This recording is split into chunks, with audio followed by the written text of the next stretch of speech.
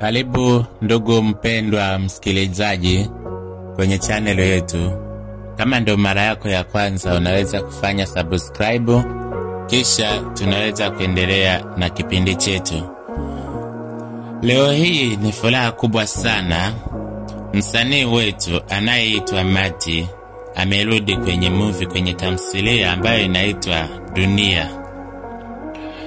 Ijapokuwa tulikuwa tumempoteza kwa muda kadhaa, alikuwa anaumwa, ila kwa leo amerudi. Pia ni furaha kubwa sana kumuona. Kwa hiyo mtazamaji, popote ulipo, unaweza kwanza ukampa komenti na kumpa pole kwa yaliyomsibu. Leo hii tumeanza naye.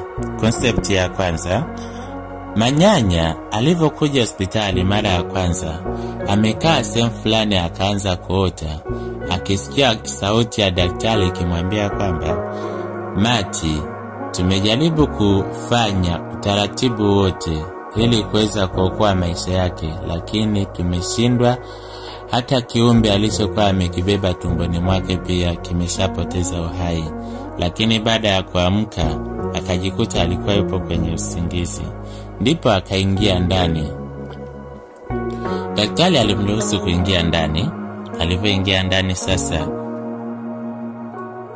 akamkuta Mati wake bado yuko hai.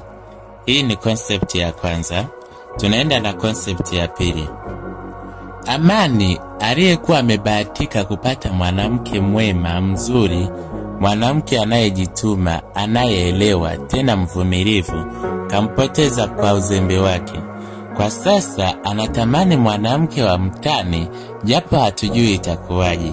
Je, nafikiria, sijui kama wewe ndio unavyofikiria.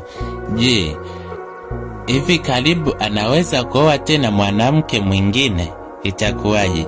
Niandikie tu comment hapo, halafu tuendelee.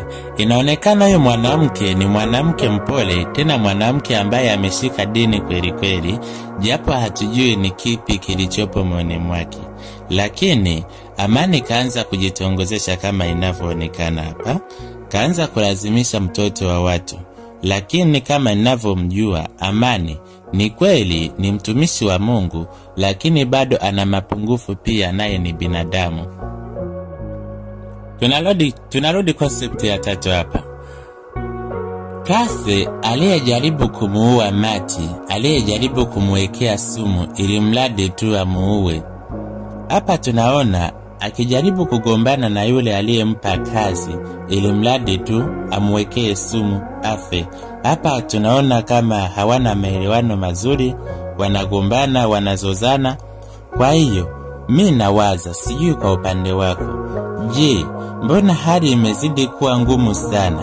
Tony kila kazi anayoifanya ni ngumu sana kufanikiwa, lakini kasi haimfurahishi kwa kuwa hawajafanikisha mapema. Lakini pia anajaribu kumfokea Tony, wakati tunajua kabisa Tony anafanya kazi yote kama alivyoagizwa, japokuwa hakufanikiwa. Je, mwisho wa siku Tony hata kuja kuchoka hii kazi anayoifanya? Je, akichoka itakuwaje kama hata kuja kuripoti kwamba Kase ndiye anayefanya haya yote? Tukitoka pale tunaendelea na concept ya 4. Concept ya 4 bwana, midfield Kisheti mwenye pasi zake. Hapa tunaona yule mwanamke aliyekuwa anamshinda mwanzoni, kwa sasa ameshaanza kumdanganya fulani hivi, kwa namna ya kumletea vizawadi, chakula, nguo, kila kinachovutia kwa mwanamke. Je, ikitokea akamharibu huyu mtoto wa watu, itakuwaje? Mbona kama ameshaanza kumuingiza kwenye mfumo, wakati tunatambua vizuri kwamba huyu mwanamke ni mwanamke aliyejitunza, tena ni mtoto mdogo sana. Je, hii hapa sitakuwa ndo mwisho wake, kwa kuwa alijaribu sana kuharibu mabinti wa watu? Huyu hapa kwa upande wako wewe unaonaje? Tunaona kuna namna fulani anajaribu kumdanganya kama vile anataka kumpokonya na zile zawadi alizokuwa anampatia, kutokana na kwamba huyu mwanamke bado anang'ang'ana, hataki kumpea mwili wake ili akauharibu tu hovyo kama anavyoona yeye. Je, lakini mwisho wa siku tunaona mwanamke amekubali, japo ni kwa sharti. Lakini je, itakuwaje? Tukitoka pale, turudi kwenye concept yetu ya kwanza. Cassie inaonekana kwamba baada ya kufanya haya yote, alikuwa anategemea kwamba Vai atakuja kumpa shukrani. Lakini Vai, yeye kashajipokea kwa sasa. Hana shida yoyote na Mati, wala hana shida yoyote kabisa.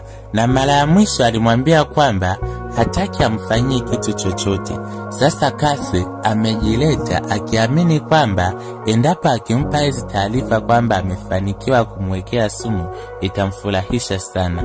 Lakini kumbe haikuwa hivyo. Cassie amefanya mabaya mengi sana toka mwanzo, ila kwa leo hii wewe unaonaje? Hataweza kufumaniwa kweli? Ingawa Manyanya ni mwanasheria mkubwa ambaye anaijua sheria vizuri, na mara kadhaa alivyoondoka Vai baada ya kumsalimia amemwambia pole. Inamaanisha kwamba taarifa amezipata kutoka kwa mtu mwingine. Je, endapo Manyanya akimkazia na kumuuliza taarifa umezipata wapi na ni nani aliyekupa taarifa, je, Cassie hatajulikana? Je, akijulikana kwamba yeye ndo anaye toa sumu kwa Mati ili afe, itakuwaje? Niambie hapo kwenye comment kwa upande wako. Je, kama Vai hataweza kumtaja mtu aliyempa taarifa, na mara ya mwisho alimwambia Manyanya fanya unachokitaka, kama ndo maamuzi yako fanya unachokitaka, je, Manyanya hataweza kufikiria anayefanya haya yote ni Vai? Niambie hapo kwenye comment. Alafu kumbuka kufanya subscribe na ulike pia, na usisahau kushare.